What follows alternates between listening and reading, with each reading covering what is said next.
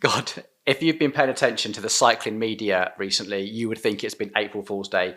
There is just a ton of nonsense which has just come out, and I'm just sat here at my desk and I'm flicking through the press releases and bits and pieces and trying to bring myself up to speed with it all. And I thought, do you know what? I'm going to turn the camera on and just share my thoughts on it.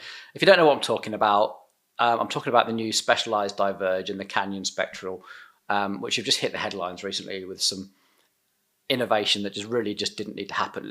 Let me show you. So here is the new Specialized Diverge. Look at it go. Look at that. It's like this bouncy head thing here going on. Look, oh, amazing. And now they've put this, like they call it the Future Shock, this thing in the top tube that allows your seat post to flex backwards. I've got a massive issue with this. It says absurdly capable. It's just absurd in my opinion. Now look at these riders as they go. Now these are all fit pro riders and they've got good core stability, but look how much their pelvis is moving through this and their core is having to work and the arch in their back. I don't think this is a great design. Here it is in action, this little bit of movement. And on this graphic, I think if I leave it here long enough, yeah, you get to see this arc. This is what's actually happening. Now, let me just flip back to me and let me give you my opinion on this, because here's your saddle. And imagine you've been for a bike fit and you've angled it down perfectly so that it's like -1. And your seat bones are sat just here. And now you're going to put your saddle through an arc of movement like this. And this nose of the saddle is going to keep coming up and poking you in the soft bits. And you're not going to want that. And your seat bones here are going to be moving like this. Now, if you want saddle sore, the way to get saddle sore is movement and moisture. And any pro cyclist knows that core stability is super, super important, because if you can keep your core super still, you get more power through your legs, and also you reduce all that movement on your saddle and you reduce saddle sore and you can sit on the saddle for a long, long time. This, I think, is just going to become even more fatiguing, and coupled to the fact that that hip hinge movement as well, and now your saddle's moving and you're going to keep getting poked in the balls, is you need to start arching your back to compensate, which is what we saw in that picture. I don't think it's a great idea. Let me flip back. Okay. The other thing I sort of take issue with is all the extra weight. Now look at the chunk of material here. So you've got this beautiful lightweight carbon specialized frame and you're going to chuck this into it. Okay, why would you add all that weight? And the same in the headset. You probably added, I don't know, 1/3 of a kilo or something, all a bit ridiculous. Innovate or die. And I love the fact that they're playing around, don't get me wrong, but I do feel like we are not at the point where we need to innovate the bicycle. I still feel like we are at the point with bicycles where we need to innovate the frame materials we've got. We don't think we've perfected carbon yet, because we still can't mold it to the point where we can get bottom brackets to align and spin without creaking or falling apart. We still can't make a bike reliably enough that the brake mounts are nice and flat and our brakes don't rub. We still haven't got to the point where we can just run cables without cables rattling around on the inside of the frame and just vibrating against things. And just, I don't know about you, but when I go for a bike ride, I just want my bike to be quiet and smooth and reliable and durable.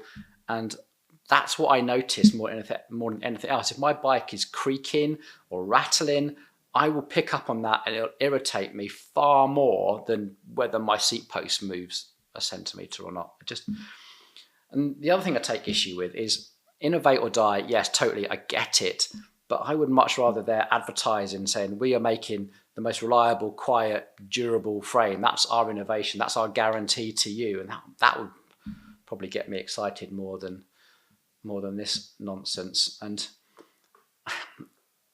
I think we can probably take some examples from this as well, because if we look at like Apple or even Shimano, actually, they're famous for not always being the first to market with innovation. They tend to sit back and wait and see where the trends are going and see other brands develop ideas, see which ones catch on. And they tend to take an idea and evolve it, move it on a bit, make it more accessible, more user-friendly, and then make it available to a wider audience in a sort of a higher quality way. It's definitely what Apple's famous for, and they do pretty well out of it.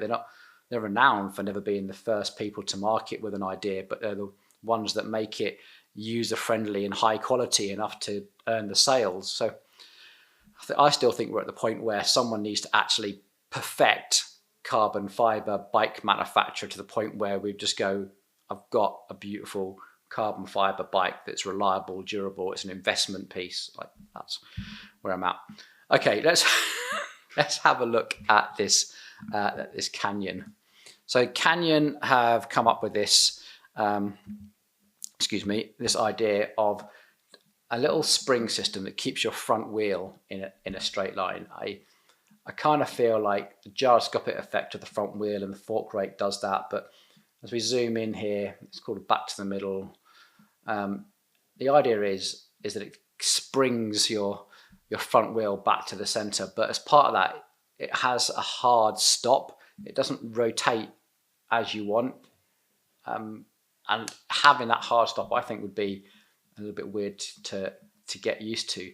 I don't really see the need for it, if I'm completely honest. It seems like innovation, headline grabbing stuff, when Canyon, in all seriousness, you've probably got bigger issues just in terms of your quality control and customer service. That having an engineer do this is like the least of your worries. If you want to sell more bikes, just reassure people that the quality control there, that the customer service is there, and I'm pretty damn sure that you will get more sales than inventing this. I really do.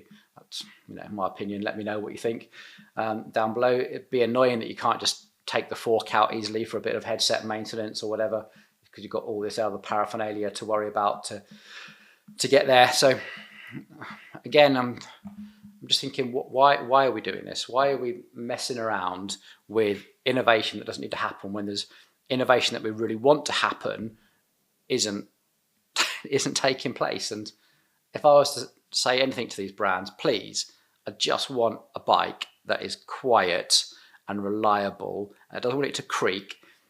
Like you could have spent that money inventing this on refining those pivot linkages a little bit better to make sure the bearings fit nicer, or maybe you could have actually fitted better quality pivot bearings in there for the same cost and shouted about that rather than this crazy idea. There might even have been a little bit of scope to improve the suspension forks. I definitely feel like upgrading the suspension would have been a better use of the money than inventing that.